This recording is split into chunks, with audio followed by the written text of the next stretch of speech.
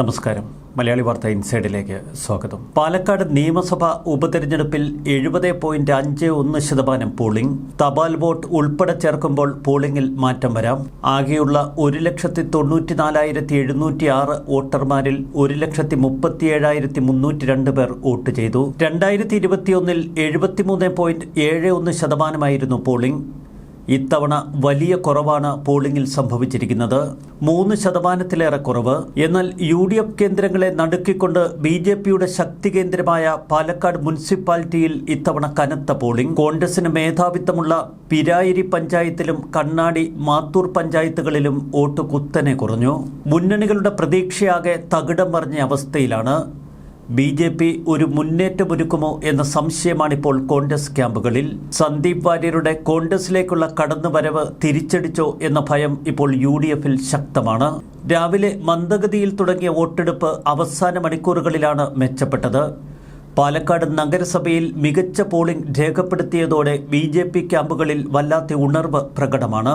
2021 നിയമസഭാ തെരഞ്ഞെടുപ്പിൽ നഗരസഭാ പരിധിയിൽ 65% പേരാണ് വോട്ട് രേഖപ്പെടുത്തിയത്.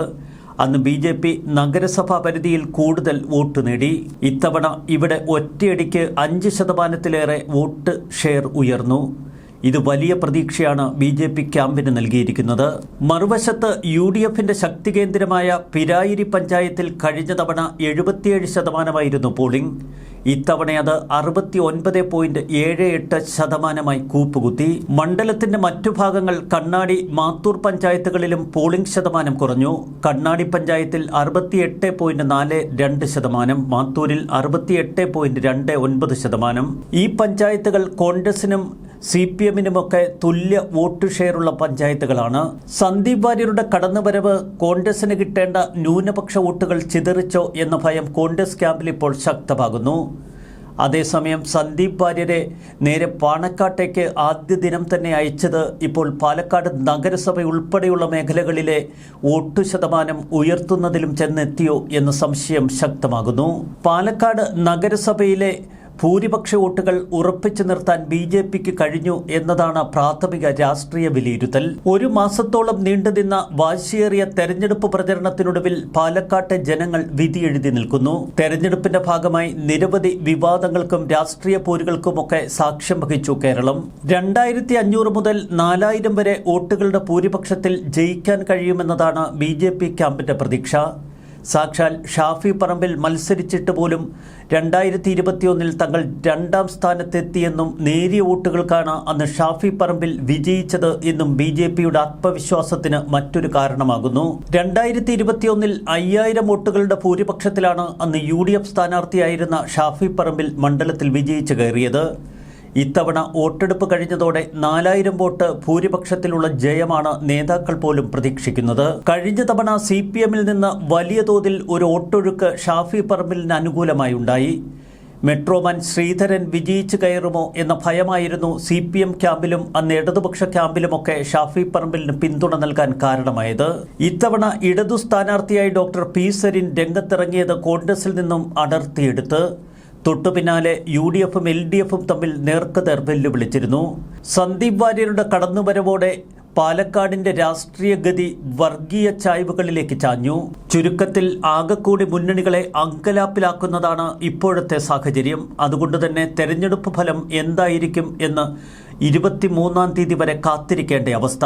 5000-ത്തിലധികം വോട്ടുകളുടെ ഭൂരിപക്ഷത്തോടെ ഞാൻ വിജയിക്കുമെന്നാണ് കരുതുന്നത് എന്ന് BJP സ്ഥാനാർത്ഥി C. കൃഷ്ണകുമാർ പറയുന്നു. BJPയുടെ ശക്തി കേന്ദ്രങ്ങളിൽ ഞങ്ങൾ വിചാരിച്ചതിലും കൂടുതൽ പോളിംഗ് നടന്നിരിക്കുന്നു.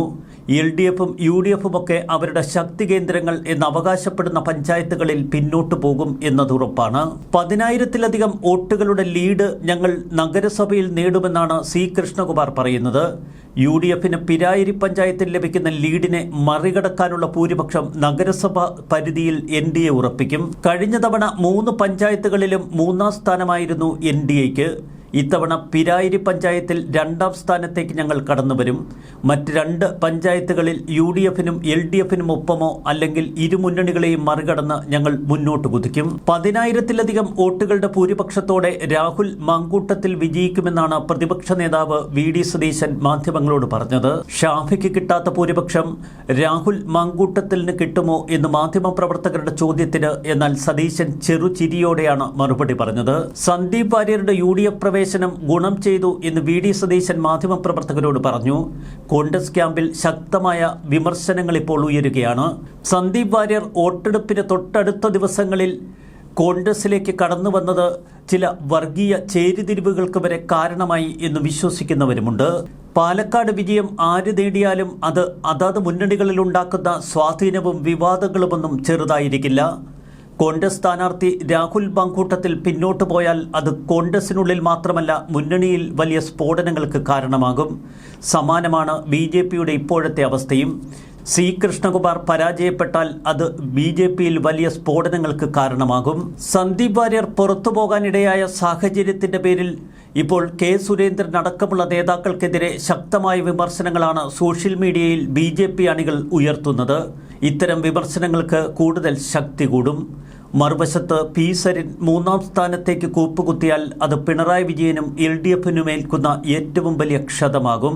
തെരഞ്ഞെടുപ്പിന് തൊട്ടു തലേ ദിവസം സുപ്രഭാതം, സിറാജ് തുടങ്ങിയ പത്രങ്ങൾക്ക് നൽകിയ വർഗീയ പരസ്യം, ഇതിന്റെ പേരിലും LDF മുന്നണിയെ എടുത്തിട്ടലക്കും എന്നതിൽ സംശയമില്ല.